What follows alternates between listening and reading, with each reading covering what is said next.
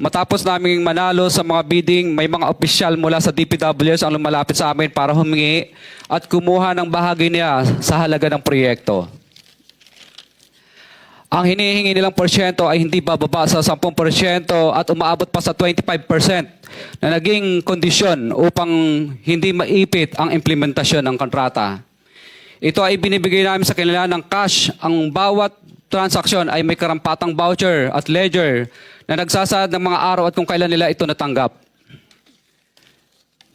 Ilan sa kanila ay sina Terence Calatrava, former Undersecretary of Office of the Presidential Assistant of the Visayas of the Philippines, Kong Roman Romulo of Pasig City, Kong Jojo Ang of Uswag Ilonggo Party List, Congressman Patrick Michael Vargas of Quezon City, Kong Juan Carlos Arjo Aitaide of Quezon City, Nicanor Nicky Briones of AGA Party List, Congressman Marcelino Marcy Teodoro of Marikina, Congressman Florida Robes of San Jose del Monte, Bulacan, Congressman Leandro Jesus Madroño of Romblon, Congressman Benjamin Benji Agarao Jr., Congressman Florencio Gabriel Bemnoel of Anwaray Party List, Kong Leo de Ode Tariela of Occidental Mindoro, Congressman Reynan Arrogancia of Quezon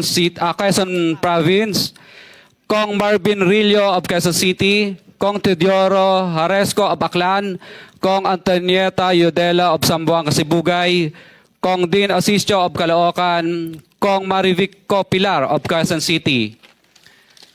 21. Mayroon ding mga kinatawa ng ilang politiko na nakikipagtakbo sa amin upang manghingi ng porsyento kapalit ng mga porsyento ng mga proyekto. Ang mga porsyentong ito ay 25% ay ipinipilit sa amin bilang karaniwang kalakaran na wala akong kakainang tanggihan. Ilan sa kanila ay sina Regional Director Eduardo Virgilio of DPWS Region 5, Director Ramon Ariola III of Unified Management UPMO, District Engineer Henry Alcantara, DPWS Bulacan First, Undersecretary Robert Bernardo, District Engineer Aristotle Ramos of DPWS Metro First, Pasig City, District Engineer Manny Bulusan of DPWS North, Manila Deo, District Engineer Edgardo C. Pingol of DPWS Bulacan Subdeo, District Engineer Michael Rosaria of DPWS Quezon Second Deo. Karamihan sa mga kawani ng DPWS na nabanggit sa itaas ay paulit-ulit na binabanggit ang delivery ng pera ay para sa kay Saldico na dapat at least 25%. Si Kong Marvin Rillo naman ay ilang beses na binabanggit ang pangalan ni Speaker Martin Romualdez bilang kanyang malapit na kaibigan. 25. Sa tuwing umiinom kami sa Wine Story, sa BGC at sa Shangri-La Mall, sinasabi pa ni Kong Rillo na lahat ng kanyang request para sa pondo ay galing pa mismo sa unprogrammed funds at insertion na inaaprubahan ni Speaker. Ang tao ni Marvin Rillo na si Bogs Magalong ang pumupunta sa amin para kunin ang pera sa aming opisina o sa Wine Story. Si Kong Jojo Ang naman, lagi ring binabanggit sa lahat ng project sa kanya ay papondo ni Speaker at ni Saldico. Mataas ang hinihingi sa project, dagdag pa niya, hindi naman lahat ng pera ay para sa kanya, kundi para kay Speaker at kay Saldico. Sa lungsod ng Pasig naman, lumapit sa akin ang DPWS Project Engineer na si Angelita Garucha para kolektahin ang parte ni Kong Roman Romulo sa flood control projects noong 2022. 28, number 28. Pagdating ng 2025, si District Engineer Aristotle Ramos ang sumunod na nagpakilala na bagman ni Kong Roman Romulo kung saan 30% ang kanyang hiningi ay para kay Kong Roman Romulo.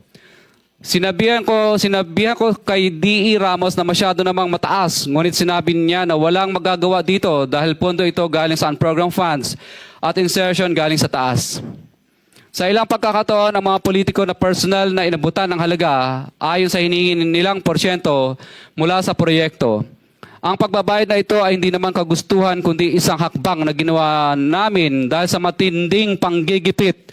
Ilan sa kanila ay sina Kong Antonieta Yudela kasama ang kanyang asawa, Kong Marvin Rillo of Quezon City, Kong Nicky Briones of AGA Party List, Arturo N. Ataide, ama ni Kong Arjo Ataide, Kong Florencio Gabriel Bem Noel of Anwaray Party List, Kong Eliandro Jesus Madroña of Romblon, Kong Benjamin Benji Agarao Jr.